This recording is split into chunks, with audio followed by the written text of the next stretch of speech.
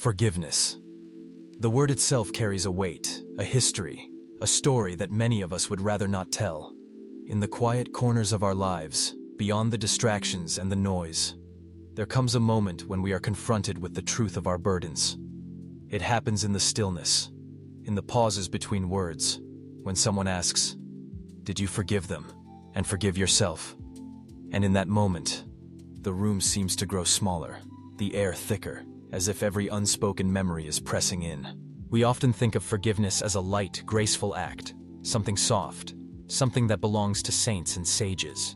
But the reality is far messier, far more human. Forgiveness can feel like a kind of violence against our own pain, a wrenching away of the anger and the stories we have told ourselves to survive. To forgive is to walk willingly into the battlefield of our own hearts, to face the scars we have collected and the wounds we have inflicted, both on others and on ourselves. For many, the hardest part is not forgiving the other person, but forgiving the self. We carry guilt like armor, believing that if we hold on to it tightly enough, it will protect us from future harm. But guilt is a heavy shield. Over time, it weighs us down, bends our backs, and makes every step forward an act of willpower. It keeps us tethered to the past, replaying moments of regret, wishing for a different ending. And then there is the pain of betrayal, the ache of loss, and the rage that simmers beneath the surface. Forgiving those who have wronged us can feel like surrender, as if we are letting them off the hook. We fear that if we release our anger, we will lose the only proof we have that the pain was real. But forgiveness is not about erasing the past or excusing what happened. It is about refusing to let that pain define us any longer.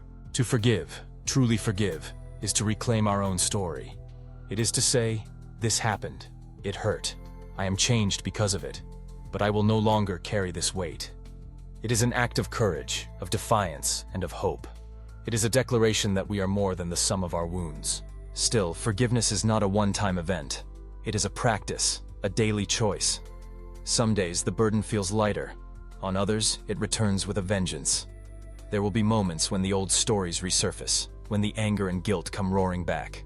In those moments, forgiveness is not about perfection. It is about persistence, about waking up each day and choosing, again and again, to put down what no longer serves us. This is the real work of healing. It is not quick. It is not easy. But it is worth it.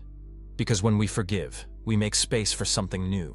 We make space for peace, for joy, for connection. We allow ourselves to move forward, no longer defined by what was done to us or by what we have done. So, the next time you find yourself at that crossroads, when the question hangs in the air, did you forgive them and forgive yourself? Know that you are not alone. Know that the struggle is part of the process, and know that forgiveness, in all its messiness and pain, is one of the bravest things you will ever do. It is not the end of your story, but the beginning of a new chapter, one where you are finally free to lay down the weight you carry.